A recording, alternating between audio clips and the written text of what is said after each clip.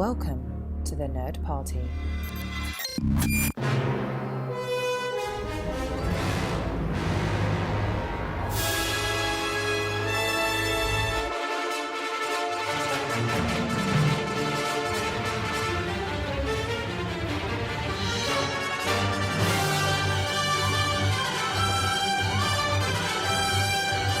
Welcome, everyone, to Aggressive Negotiations, that little oasis out there on Jakku, coming at you live, or, I mean, really not live. I mean, it's live for whenever you want to listen, so, I mean, that's fine. But before I just dig myself into a bigger hole here on Jakku, let me introduce the one, the only, the masterful John Mills. Thank you, Jedi Master Matthew Rushing. It's a great honor. Oh, I didn't even introduce myself. I know. I know. Yeah. You're so excited to be on Jakku, which I think is an odd place to vacation. But hey, to each their own. I was actually. Why does everybody want to go back to Jakku? It's a good question, isn't it? No, I was actually rewatching Force Awakens the other day, and just something we'll have to get to. This is not the topic of this show, but something we'll have to get to eventually is, and this goes for Tatooine as well. Man, like figuring out the ecosystem on that place. I'm convinced that. Yeah. You know what I'm saying? Like, it doesn't make any Tatooine sense. Like, Jakku, how in the world? Like, does it rain there? Like, how do you get clouds at all? I don't understand. Well, I know evaporators play a role, but let's leave that for another day. Another day.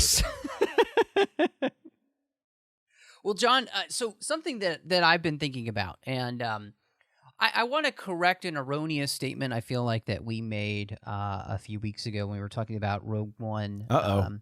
And we said something along the lines of that this is really the first war movie, right? Which I think is true in some senses, but yeah, I mean, it's sort of a prevailing opinion, yeah. Yeah, but there's a lot more war, and when I think about it, the first big war scene that we ever really get in a Star Wars movie, I think, is probably Attack of the Clones, where we see the actual battle, the beginning of the Clone War. I mean, we see its beginning. Phantom Menace has a huge battle, but I don't know if we'd call it a war between the Gungans and the Trade Federation. But I mean, Empire has a land battle, but it's much more limited. I mean, and we've retconned, we've gone back and we said, well, the Empire didn't want to kill everybody because they knew Luke was there, and so they were practicing restraint, and et cetera, because they wanted prisoners, et cetera, et cetera, et cetera. Right. I mean, they're not carpet bombing, Right, and I think the Jedi, there's a very, with the Ewoks involved, there's a much more it's a battle, but it doesn't feel like a war zone. I agree with you. Attack of the Clones is the first time we get like a war zone type movie, like big epic scale, because you don't have the Ewoks or the neatness of the battle, going on. So exactly. Yeah. Well, and it brought me to the idea that really the entire Clone Wars series, we see that play out. And so we really do get to watch some big battles from, even just the movie. Christophsis, and the list goes on. But one of the most famous and one of the best received arcs got me really thinking about that of kind of the darkness of war was the Umbara Arc, and just how I feel like that series really sets up the opportunity to do something like a Rogue One, where it's going to be a very gritty story. And I wanted to ask you about that and just what you think that arc kind of did for Star Wars and the Clone Wars itself as a way to start. It's a good question, but I would say that where the Umbara Arc really shines, and for anybody who hasn't watched it or anybody who hasn't watched it in a while, this is season 4 of Clone Wars, and it's a 4-episode arc. Anakin's at the very beginning, and Obi-Wan's in it tangentially, through like hologram form and everything. This arc, to me, in all seriousness, comes across very much like a more Hearts of Darkness, Apocalypse Now sort of storyline. Yes.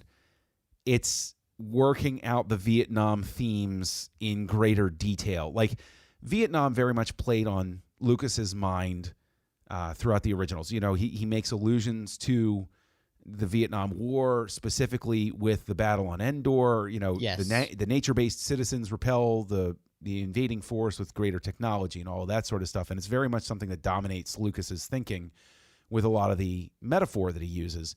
But this is the one that's this is more like Apocalypse Now. This is more like Platoon.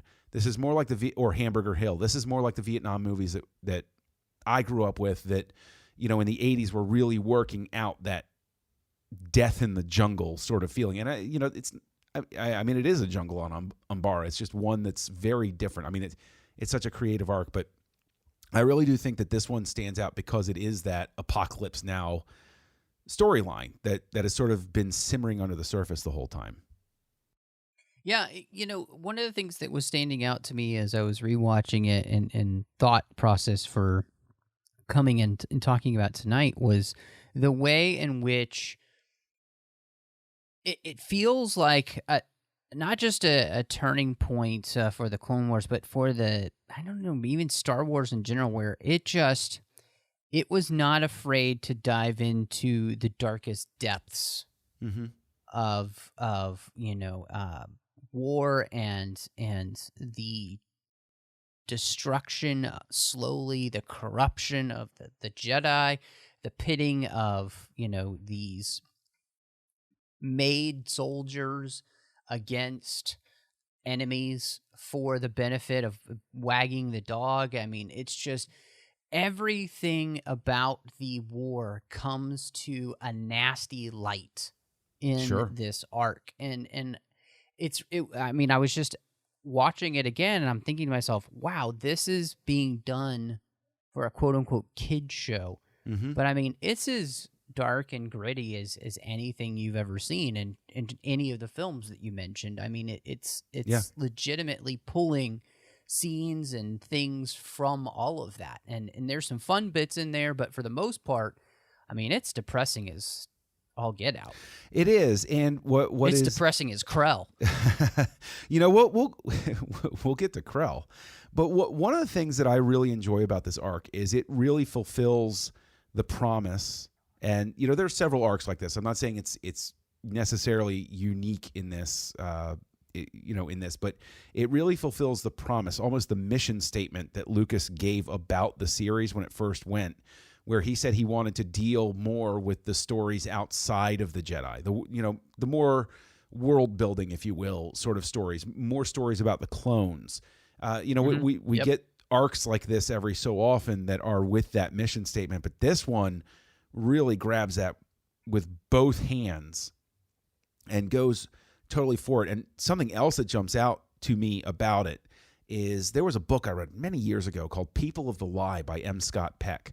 And one of the things that he specifically argues against in the book is that the idea of a volunteer army or an army that is not pulling from a draft of any sort.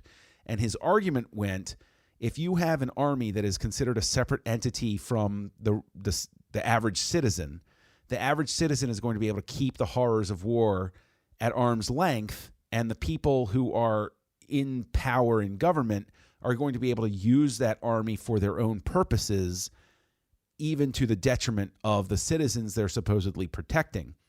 And I think that very much comes to light in this because you see Krell, Pong Krell, who's a new character we get introduced to in this arc, he embraces that idea of this army is for my use. They are tools. And it's the degradation of the value of life that goes along with war, that goes along with having the idea of these clones are, to him, this is the first time we see somebody treat them, I would say, straight up like slaves. Like the Jedi up to this point are always portrayed as showing valuing the life of the clone, whereas Krell is the one that says, you're a hammer, go nail that, do what I tell you to do.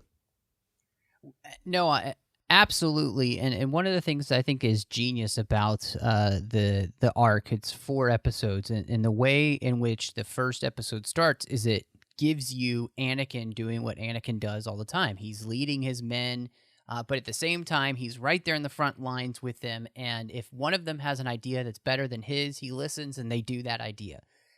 and it gives you the dichotomy between the two leaders, one who treats his men like men that he's there to not only serve with but also do all he can to protect, and the other one, like you said, who treats them as if they're worse than slaves. They are just tools to be used, and however many you lose, it doesn't matter because it's only a tool. It has no soul to worry about, and it really brings to light this idea of how the darkness that's creeping into Krell has created in him the ability to begin to devalue whatever it is that stands in his way or that he doesn't like, and he then gets to call it clone, give it that name, and then treat it with disdain because it is just a clone. Whereas the rest of the Jedi we see are all Jedi who see that the clones transcend just this word and become actual individuals and human beings. And I mean, it's from the very beginning of the Clone Wars. The first episode that aired on television was Yoda talking to each of the individual clones saying, no, you are this and you are this, and I can see your distinct differences in the Force. Even though you might all have the same genetic code, you are distinct individuals in the Force. Right. And it's such an interesting warping that we see here with Krell. And the power of a name, okay? Because through the whole series, the clones, Rex, Cody, Fives, Dogma, they all have names, and they've given themselves names because they are individuals and because the Jedi do treat them like people.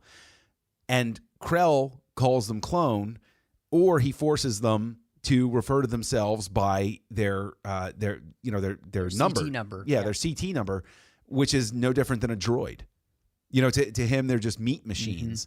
And it's so interesting that you have that power of a name, which I think, in a sense, and that some people will probably roll their eyes and say this is a stretch, but in a sense, it has that split feeling of what the Sith do. I have my Sith name and I have my regular person name. I'm Sheev Palpatine, but I'm Darth Sidious. I'm Anakin Skywalker, but I'm Darth Vader. And the clones, there's a difference in their treatment based on their name, like the importance of a name. And it's a little detail like that I think really helps make an episode arc like this work. Well, and it's so interesting too because the struggle then for the clones in the story, especially Rex and the men around him like Fives and Hardcase and these guys who we've all seen kind of grow up on the show and gotten to know and to love these different clones. Specifically, Rex is struggling with this, and Fives calls out to him. He says, do you just believe that, or is it just engineering? And so this whole idea of who the clones are, can they transcend their original quote-unquote programming? It's almost like they're kind of like a Data, from Star Trek in some ways, where can you can the Pinocchio become a real boy? I think that's what's so fascinating, and we see that because in the end, what Rex says is that we're not just basically meat machines. We have the ability to distinguish between right and wrong. That's what makes us superior to droids. And when something is wrong, we can't just follow those orders blindly. And that's what Krell had been hoping for, is to have that blind loyalty of the programming of the clones. But the clones themselves have grown, and really that's been because of the other Jedi who have been treating them as individuals, calling them by name, and even encouraging them to have names. And what's interesting too that you can pick up and sort of like carry forward with that is, you have the clones in this series and the conflict generated in this arc by the fact that, treating them as individuals versus just clones. And like you're saying, they're supposed to have the ability to, to make a moral judgment. And you carry that forward to what a striking difference it is when clones are moved away from in the original movies, and then in The Force Awakens, these are people. They're not clones. They're simply conditioned to follow orders without question. And so I think you have a very interesting dichotomy there of how these beings that were literally bred from the same genetic material, they are all, quadrillionuplets, I guess you would say, something like that. But they are able to embrace individuality, whereas the stormtroopers that we know later can't, even though they are individuals from birth. And I think that is such an interesting flip, because it says so much about the nature of the world once the Empire takes over, once that thinking takes over of the soldier as tool. Well, and one of the things that I think is that it has the way of referencing what's going to come with the Empire, in the sense that the Empire expects blind loyalty, and it's not going to do anything to earn your trust. It's not going to do anything to earn your respect. It's just going to make you respect it by making you kneel before Zod or Palpatine or whatever. And that's the thing that's so interesting, is because, again, you see the dichotomy between Anakin and Krell. One earns the loyalty of his men by not asking them to do anything that he wouldn't do, and the other one just keeps sending, lambs before the slaughter until they're fed up with it. And that whole reason of why the Empire can never last anyway is because it could never, and it was never going to find a way to inspire people for loyalty forever. Even Right. the people who were in the Empire. I mean, we're reading things now, and like I think of Lost Stars is a great example of that, of watching people who lose faith in the Empire because they can't justify the actions that are happening, or it's people who just, on the flip side, don't care, and they willingly put that aside because it's benefiting them. But the rest of the galaxy, there's nothing there to inspire them. So what inspires them is the idea which comes up from the rebellion. And all of this is playing out subtly here in this arc, and I think it's fascinating. I agree that it's fascinating. And of course, the person that we need to address directly, the character, Pong Krell. Krell is a really interesting character from the beginning.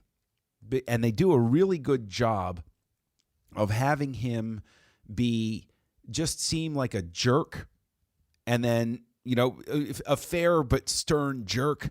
And then as you get to know him in more and more episodes, they really do a good job of peeling the onion. So you realize by, partway through the second episode of the arc, or, the beginning of the third, you're thinking there's something wrong with this guy. There's something off. What's happening here? And they fulfill that brilliantly, I think, in this arc.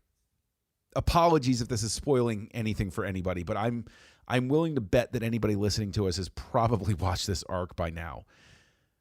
I want to sort of jump ahead with Krell, and we can talk about him in more detail, but that moment at the end where Krell's judgment is delivered, the endless discussion I think that you can have philosophically is, was it right? Was it necessary?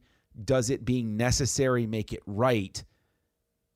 When they dispatch Krell at the end, when Dogma is the one who followed the orders all the time and basically said the same reasoning that Palpatine uses to justify Anakin killing Dooku. He was a threat. You had to kill him. There was no point in keeping him alive. What do you think about that? Like, is there any philosophical conundrum in that moment for you?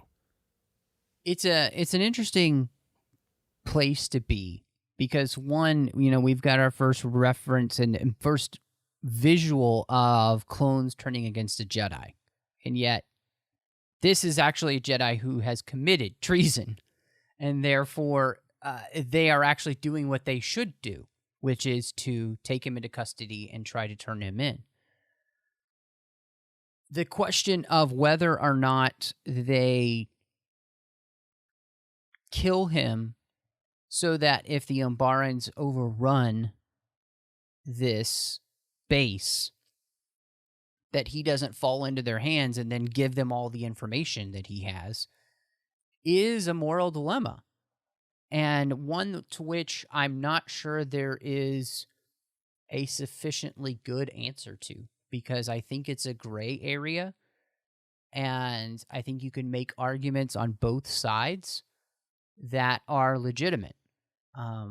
What would you have done? I think that I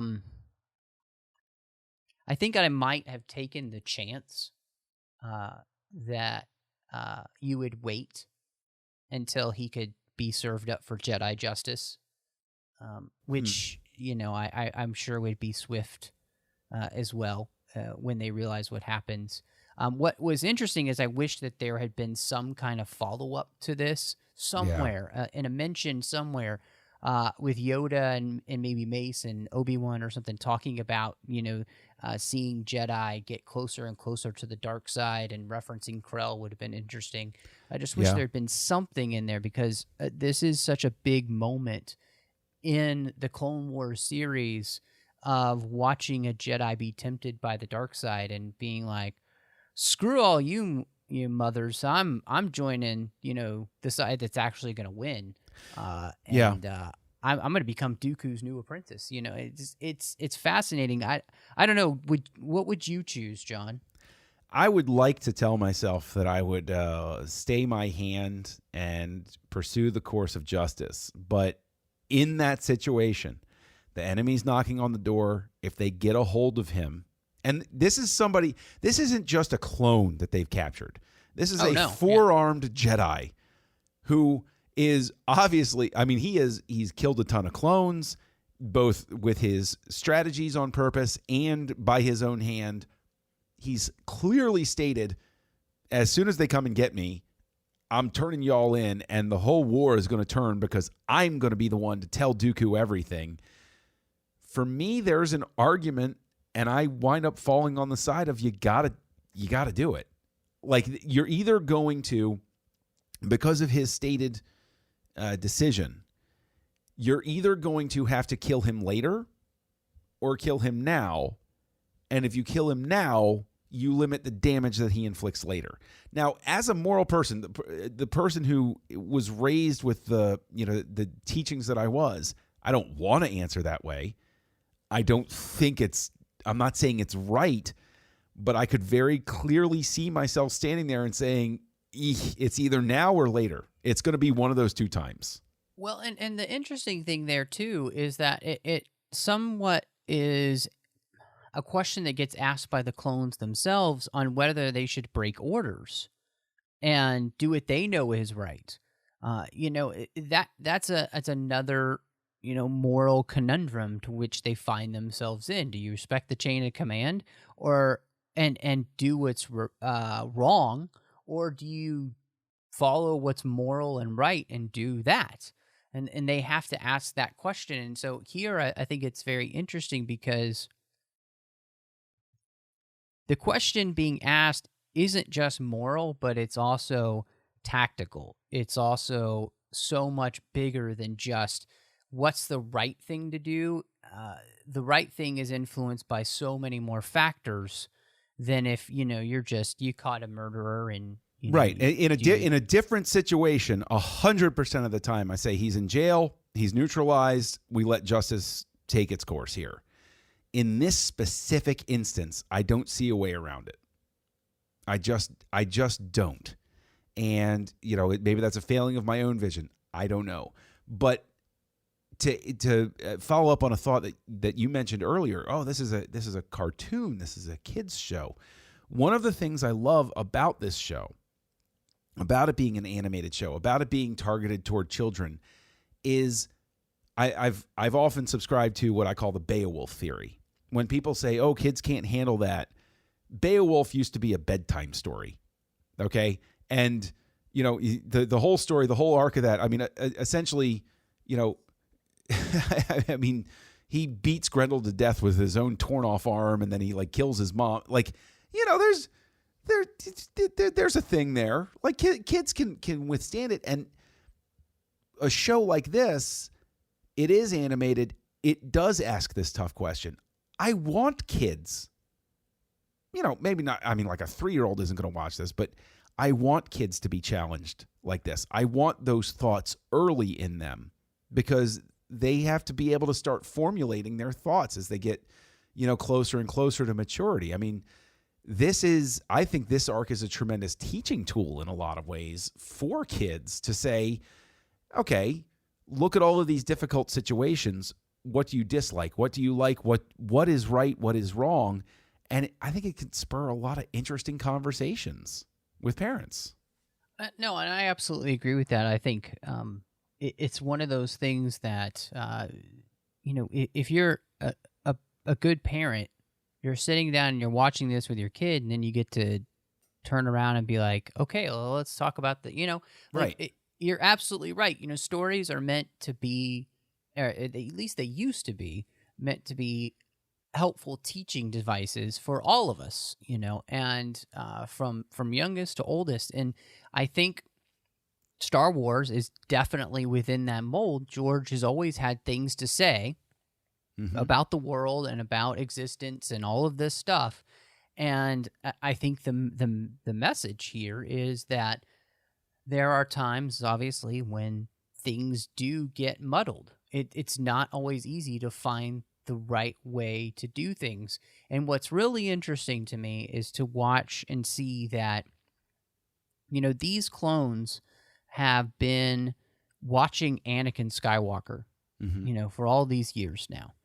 And really where they take their lead from is him. And so they get their impetuousness, they get their individuality, their adaptableness, their independence, their thought process, I think a lot from watching Skywalker. And it actually, I think, goes to show one of the strengths of Anakin. And I think that's one of the greatnesses of the Clone Wars. And even just this arc here is watching the way in which he's raised these clones with him and the actions that they do. You can't imagine Anakin himself not taking all of these actions as well. And right. They're all good actions, whether or not they're necessarily right or wrong when we're talking about that moral gray area with, do you shoot Krell or not? Yeah. That, but on a whole, all of the actions to which they do would make him proud, and he would do himself. And so I really think that it's interesting to see the ways in which, Anakin specifically had such an impact on the people around him. And in this arc, they spend most of the time without him. Yeah. And yet they're acting as if almost in some ways he's still there. Inside. Right. His like he's their little shoulder angel. Right. His influence is still there. And I think also it reinforces that idea because I think the whole Clone Wars series reinforces the idea of why would the clones blindly follow Anakin even after Order 66, et cetera, et cetera, et cetera, is because he has spent years. He's going in and he's doing a questionable thing when he goes to the temple or when he goes here or when he does this thing after he's turning evil and everything.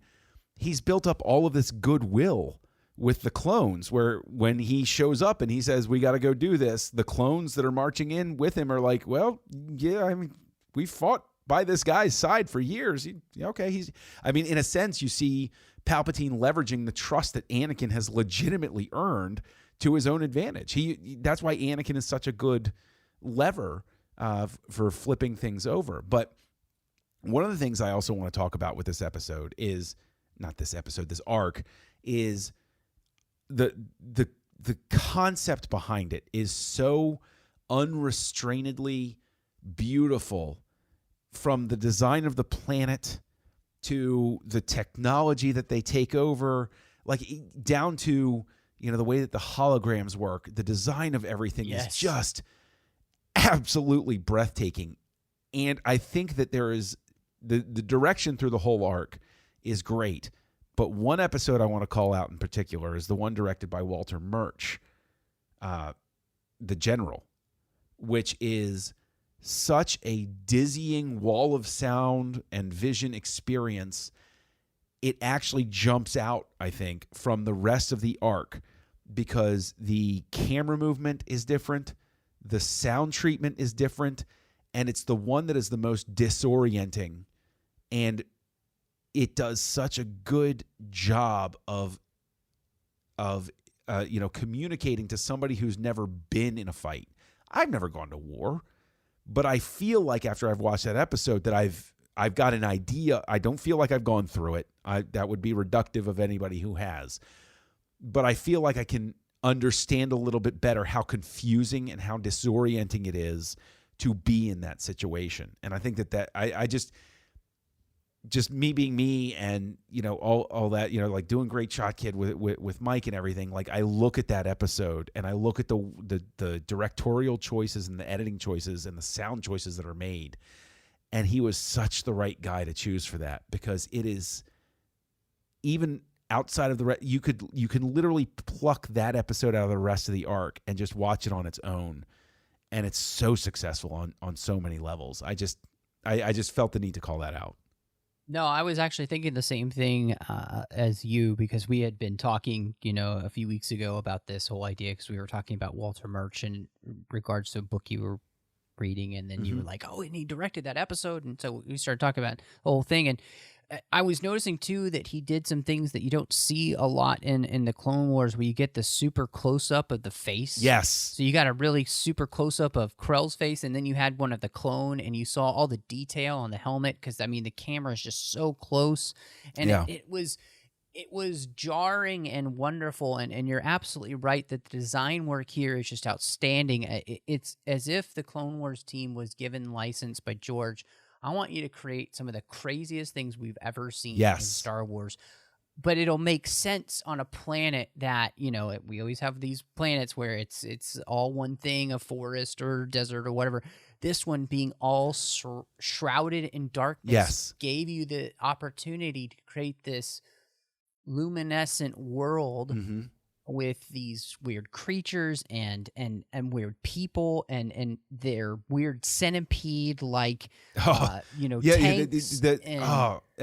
Gosh. And that is one of the things that I love about Star Wars overall, is the embrace of the absurd. Like, I'm not saying this to pick on, to say like my preferred franchise is better than another. But if we were watching Star Trek The Next Generation, they would feel a need to explain everything about why the planet's this way and how it can still exist, blah, blah, blah, blah, blah, blah, blah, blah, blah, technobabble.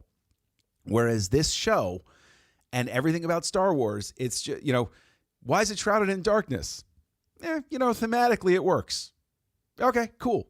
So how would a planet shrouded in darkness, how would it have developed differently? And that gets back to, that sort of sociologist bent that Lucas has of how would the culture be different if we changed a couple of key pieces here.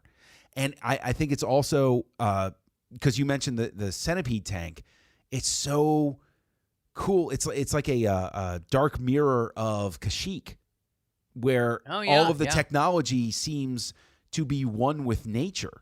And so what would that look like on a planet shrouded in darkness? I just think that's so cool. Well, one of the things that got me thinking, because obviously Anakin leaves. And it's because he's been called away by the council because they've had a request from the Chancellor that he return to Coruscant. So, and I'm sure this is probably an obvious question, but do you think that's because the Chancellor can sense what's happening on Umbara and wants to see how Krell's going to play out, see if he's going to be maybe worthy of Dooku picking him up? Yes, absolutely. I mean, a Sith would sense it and say, all right, let's give him a test. Can he get it out? Can he get out of here alive? And if so, make contact with him. And he doesn't get out of there alive, which I'm sure just completely has got to blow Palpatine's and Dooku's mind, because we know Order 66 is coming. And so if the clones can start thinking for themselves on this level and turn against the Jedi, well, that's great, because if the chip doesn't work, we've built doubt into them because the story of Umbara is going to spread. Keep an eye on your Jedi. Are they actually acting in your benefit? Think about it. Well, and that's an interesting question because it also made me think about the other side. Does Palpatine worry about the clones, that they might become too independent, that they may be able to short circuit the programming that they've had? And I think that's a really interesting, I mean, because when you think about it, and are the clones themselves taken out of service not just because they have growth acceleration and they decide not to use them anymore, but because Palpatine in the end finds it easier for just normal everyday people to be swayed, into service than somebody bred to be a warrior, but then on top of that, been bred to think independently. Like maybe that's dangerous. I mean, I would go the length to say that there is a you build a fear and when you have an army that is kept separate through indoctrination, they still have their family ties. I mean, we've never seen a stormtrooper have family ties. Although I will say, I mean, we've seen it on occasion. I remember, I think it was issue 86 of the original Marvel run, where Princess Leia encountered a stormtrooper who was an Alderaanian. And he actually wore a piece of Alderaan around his neck. I'm pretty sure it was issue 86. Anyway, and she called him out on it and said, how dare you wear that around your neck? The Empire destroyed it. And he talks about order and everything like that. And I think that the stormtroopers no longer being clones shows the culture shift, because the Empire can exercise its power in conscript or take these kids and pull them into military service, which is a demonstration of power, or the families are dedicated enough to the Imperial cause and the search for order and everything that their kids go, so they don't need to convince them. So, do you get what I'm saying? Where like half of it's a power play. Yeah. We can take your children from you. And then the other half of it is you believe in us so much, you'll give your children to us. And so it's a win-win for the Empire. Well, and I think it's also interesting too, because a lot of times you don't want to question who's feeding you, and the idea that you have these people who probably join the Imperial service as a way to make a living, and it's just kind of what they do, and so it becomes this whole question that I just thought was really interesting of maybe Palpatine, did he just expect the clones to be this independent? Because this won't be the only problem that we run into with the clones in the Clone Wars being quote unquote defective from their programming, and I think it creates this interesting thing, and it also, obviously, some of these clones are able to do that because Rex survives. We know from Rebels. We get Wolf and Gregor and these guys who do survive, and because they rebelled so much, they took the chips out of their heads so that they couldn't follow the order. So, although that's thanks to Fives, who is one of the people in this specific arc who is yelling at Rex most severely about this is insane to follow his orders, and you know better than this, and you shouldn't be listening to him.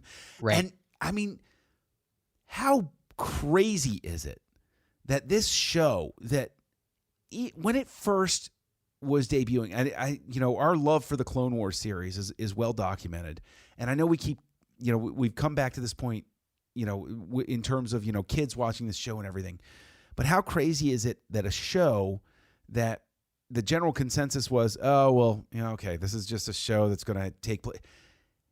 Everything that is explored in this arc is so amazing, and I think so indicative of why this whole series is so adored by fans. And the thing is, while I was looking around, I noticed a Reddit thread that said this is the series, this is the series of episodes in Clone Wars that I would show to somebody first to get them hooked. And of course, everything's told non-sequentially in Clone Wars anyway. Would this be the one you would choose to, like, somebody's never watched Clone Wars before. They've dug their heels in and they don't want to watch it. And you say, listen, I got a couple episodes for you to watch. Would this be the arc, or would this be in your top 5, your top 10? Where would this be in the ranking? Yeah, that's a great question. I think that this is definitely, when it comes to things that you would show somebody, it's definitely in the top, 5 of arcs, just because it's quintessentially Clone Wars, and it's Clone Wars at its absolute best. I think of the Darth Maul arc in season 5 is fantastic. The way that connects together is a good one. The Yoda arc in season 6, some of those things where it's just the way in which this series was able to dive so deeply into the mythology of Star Wars and blow your mind. Yeah. I think that and the Mortis arc are probably the ones that, like, if I'm trying to get somebody to understand just the crazy awesomeness of what George was able to do with this show, those are some of the ones that I think of. Anything that comes to mind for you that I missed, or that you're like, oh, no, I'd add this? No, I think Mortis arc definitely gets there. I think that Voyage of Temptation arc gets there. Yes. Definitely gets there. I think this is potentially in the conversation for number 1. This 4-episode arc would be the number 1 position for me if I were talking to somebody who was not enamored with the Jedi, especially in the prequels per se. Somebody who loved Star Wars, but they didn't, they were like, oh, well, I didn't like the way the Jedi went in, episodes 1, 2, and 3. I would say, okay, you know what? Watch this, because this arc, I think, ticks all of the marks, because it's about the clones, it's about the world building, it's about the way the galaxy is going, it's about how things progress from 2 to 3 to 4, and it sets up the whole idea, and I think it does a great job of explaining how the Jedi themselves, to a singular person, are flawed at this point. And I think that Krell is such a fascinating character that I think that if somebody watched this arc who was not already like a prequel fan or something like that, I think you sold them after this. Well, and I think one of the interesting things is that almost at the very end of the last episode of the arc, the clones are having this conversation, and Rex says an important question: what's the point of all this? Oh, yeah. And I think that that's the question that the Jedi didn't ask enough. And if you want to talk about what was actually the problem, was that they didn't ask enough. What's the point of all this? Why are we doing this? Nobody sat back and asked the big, blatant question, because they got so mired in all of the details that, it got lost. And Rex, though, here puts that out there for everyone. What's the point of all this? Well, as we all know, there's no point to all of it, because it's the only point is for Palpatine to get into power. That's the only point to all of this. And you know what? I realize that if I were to try to sell somebody on reading Star Wars books, what would pair nicely with this would be Shatterpoint. Would be a great book to give somebody, because it deals with the same sort of themes. And it also deals with a Jedi who's kind of gone off the rails, but in a different way than Krell, because she makes the argument, we shouldn't have sent an army. We shouldn't have grown an army. We shouldn't have done anything like that. We should have just dropped, she says a beryllium bomb, but essentially a nuke. We should have just dropped a nuke on Geonosis and killed them all and been done with it. But because the Jedi thought that was wrong, now we're in a war. Like, I think that is... I think that if you pair Shatterpoint with this arc, you get a really interesting... Krell goes down the road of, you know what? The galaxy is going the way of, I'm going to get mine and you're going to get yours, and who cares what happens in between. And then you also have the Jedi in Shatterpoint who reacts differently by saying, I'm in a state of despair because we should have killed everybody and screw it, lost Obi-Wan and Anakin because otherwise, because that would have prevented the whole war to begin with. And it also, I think, would pair nicely with Battlefront Twilight Company. Ooh, yes, because it would. You see the opposite of that, where people are fighting for a cause, for a reason. They know why they're there. And as difficult and as great as it gets, they have a hope, but it can still get mired. And so I think if I was going to recommend maybe a book to go along with this as well, I like Shatterpoint. I was thinking as kind of the flip view for seeing the rebellion and its struggles, but on a different side where they know what the point is, but it still doesn't make it easy. That's a great pairing too. Yeah, I mean, I think it really does show. I mean, this is the frustrating thing as a diehard Star Wars fan. Just as sort of like a last thought is there has been, and the thing is I've railed against the expanded universe, from time to time and everything like that. There are gems out there, and I think that Clone Wars is a gem, and I think that this story arc is a diamond among the gems for the stuff that can be told outside the movies, and it supports the argument that the movies are awesome, and I love them, but they do leave some things that are, open to interpretation and those sorts of things. And this is the type of supporting story arc that I like because it doesn't.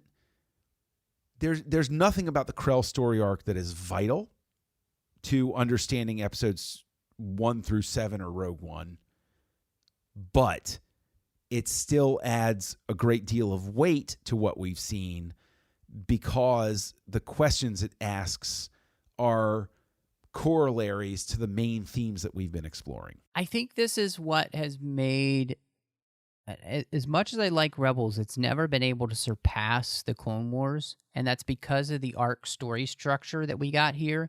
And you mentioned that the Clone Wars is told out of sequence, but that's true, sort of, because after a while, it really does start to stay in sequence, and that building is pretty incredible. Like it actually really works.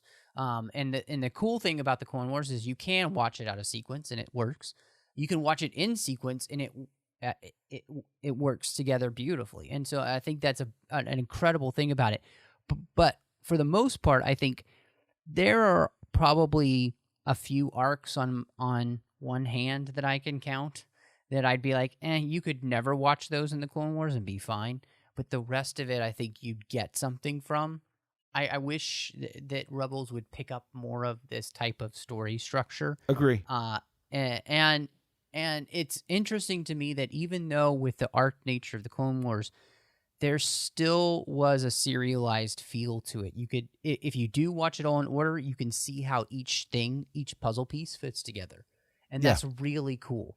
And so, that's, for me, like you're saying, I'm such a huge fan of this. And part of it is because the way that it dove into all of these different parts of the Star Wars galaxy with such depth, with such love. And I enjoy revisiting this series so much. And so I'm so glad that, we just decided that let's talk about Umbara, because man, this is great stuff.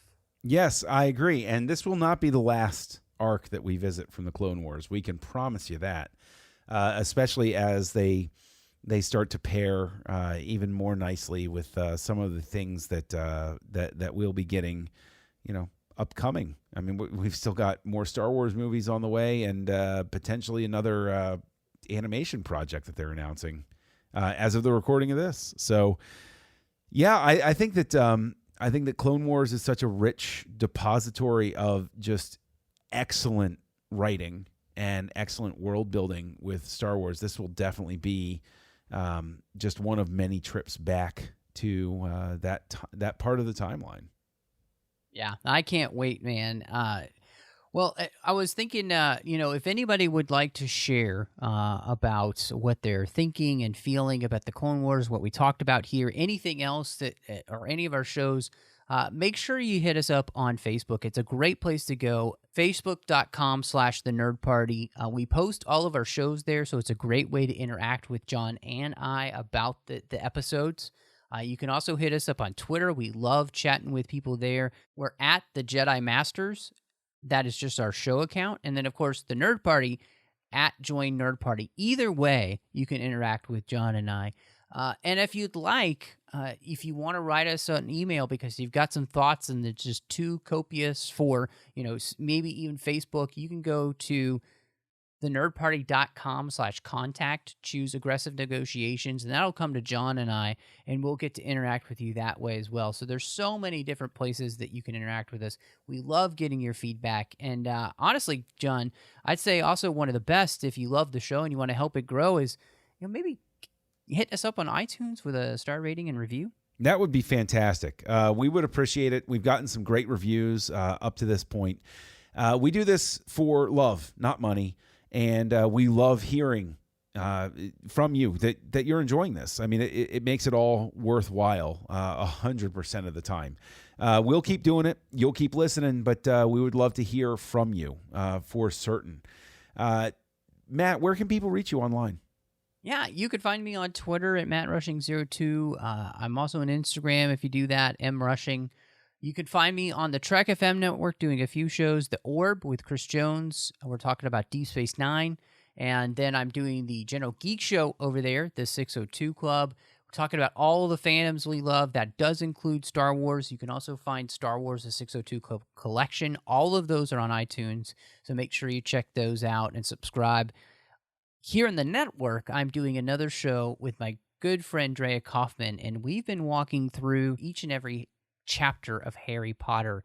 We just as we're recording this, we recorded a couple more chapters, so we're already about midway through the first book. It's the perfect time to join us, though, because we're going slow. If you've never read Harry Potter and you need to get into it, gosh, just join us. If you love Harry Potter and you've read it a million times, well, we're talking about how all this stuff connects, so I really do hope that you will join us. John, gosh, I'd be so remiss if I didn't ask you where people could find you, because you've got a lot of good stuff going on online that people need to be aware of. Oh, well, you can find me as Kessel Junkie online. I lurk on Twitter a whole lot, so that's probably the best place to hit me up, but that's my name pretty much everywhere. And you can find me co-hosting Words with Nerds with my pal Craig, where there's no locked topic per week. We just we open a couple of drinks and get a little crazy, but about geeky things. You can find me over on the Trek.fm network, co-hosting Stage 9 with Mike Schindler, where we explore the non-Trek works of Star Trek creators. And you can find me right here on the Nerd Party Network, also with Mike Schindler, co-hosting Great Shot Kid, which focuses on the non-Star Wars works of Star Wars creators. Also, sometimes they're Star Wars works, but, it's a gray area at times. So go on over and check us out on Great Shot Kid here on the Nerd Party Network. Well, John, I think there's only one thing left to say. I think it's time to close negotiations. Matt, negotiations are closed.